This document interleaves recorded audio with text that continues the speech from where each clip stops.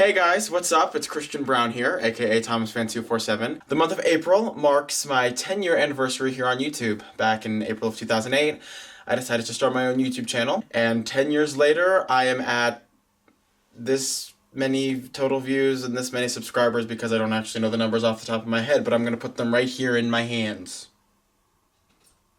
For years, I've been promising to do a layout tour as I've gotten countless requests to do one, and I figured, it's my 10-year anniversary, why not finally give the people what they want? So, without further ado, let's get started.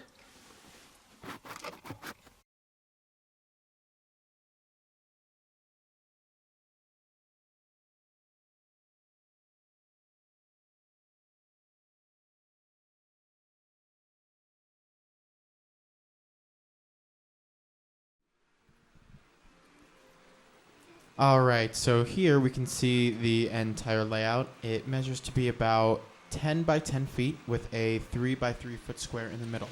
Within that 3 by 3 foot square, there are two controllers which control the layout. One is for the outside line, one is for the inside line.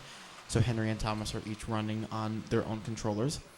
There are also 5 selector panels, each panel holding 4 switches. 16 of those switches run the inside line, and only 4 control the outside line. There are a total of 20 isolated sections on the layout. One panel, or 4 switches, control the outside line, so Henry's line, and the other 16 of them control the inside line.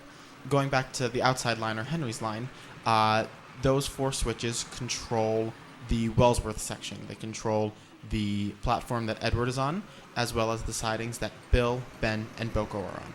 On the inside line, or Thomas's line, 4 of those switches control the Knapford section.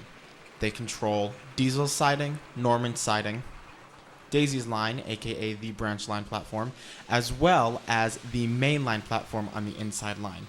So an engine can be stopped on the main line, while an engine on the branch line is able to move freely. The other 12 switches control the Tidmouth section. Each platform at Tidmouth is completely isolated, even the inside lines. Douglas and Toad siding is also isolated. Rosie and Murdoch sidings are controlled by the same switch. Neville's siding is completely separate, and so is each berth of the shed, so there are 4 separate switches for the engine shed. The inside line of the carriage shed is also isolated, and the turntable is isolated as well.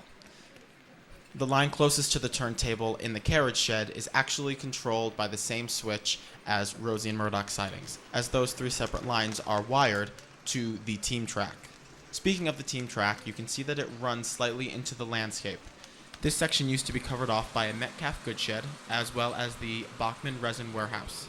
Upon redoing the Tidmouth section of the layout, I thought it would be nicer to scratch build some walls and to finish off the landscape. This landscape leads us back into the Wellsworth section, which in my series has doubled, tripled, and even quadrupled its other locations. In Episode 5, or Book 2 Part 1, It Isn't Wrong, Wellsworth is disguised as Kelsthorpe Road. Later on in the episode, as well as in Episode 6, Crankpins and Couplings, this section can be seen as Knapford Yard. The underpass seen later on in Episode 6 also resides here in the Wellsworth section. Locations such as Farquhar, the Windmill, and Gordon's Hill are temporary sets separate from the layout. Well, I believe that covers all the basics. If you have any comments or questions, you can leave them below. And in the meantime, please enjoy this additional footage.